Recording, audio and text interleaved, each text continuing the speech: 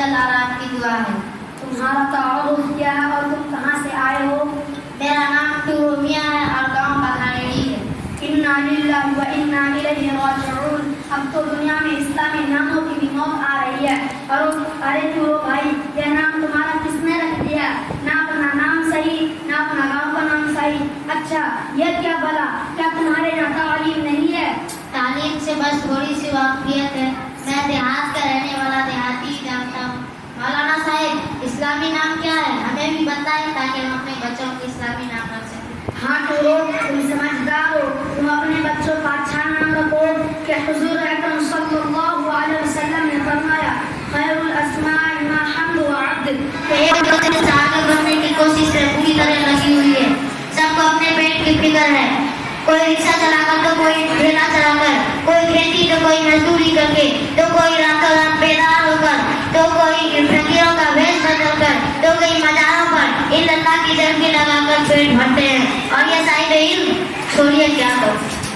کہاں کی عید کہاں بورا، بھان مٹی نے کنبا جوڑا، چھوٹا پہاڑ نکلا چوہا. 1 گھنٹے سے دماغ بھی کھایا اور ایک بات بھی کام کا نہ کہی. سچ ہے کہ جاہل بات کی بات بھی جہالت پر دلالت کرتی ہے. اللہ تعالیٰ نے خود فرماتے ہیں وَمَا مِن دَابَّةٍ فِي الْأَرْضِ إِلَّا عَلَى اللَّهِ رِزْقُهَا، کہ سارے مخلوق کا رزق اللہ پر ہے. وہ چرند ہو یا پرند، جنگلی جانور ہو یا گھریلو جانور، جن ہو یا انسان، سب کو وہی رزق دینے والا ہے. تمہیں اس میں فکر کرنے کی کیا ضرورت ہے؟ کیا صاحب علم کو رزق نہیں ملتا؟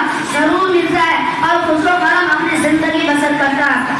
تم چلو ہمارے ساتھ مدرسہ تحفظ القرآن حضرت گنج لائن بازار پورنیہ میں داخلہ لے لو اور اعلیٰ تعلیم دین حاصل کرو کر کے اپنی علاقہ کی جہالت کو دور کرو. جی مولانا صاحب، بات سمجھ میں آ گئی. آپ میرے داخلے کی ذمہ داری لیجیے. انشاءاللہ اب ضرور تعلیم حاصل کر کے رہوں گا. اپنا پتہ نوٹ کر دیجیے تاکہ داخلہ لیتے وقت آپ کی رہبری کا فائدہ اٹھا سکوں.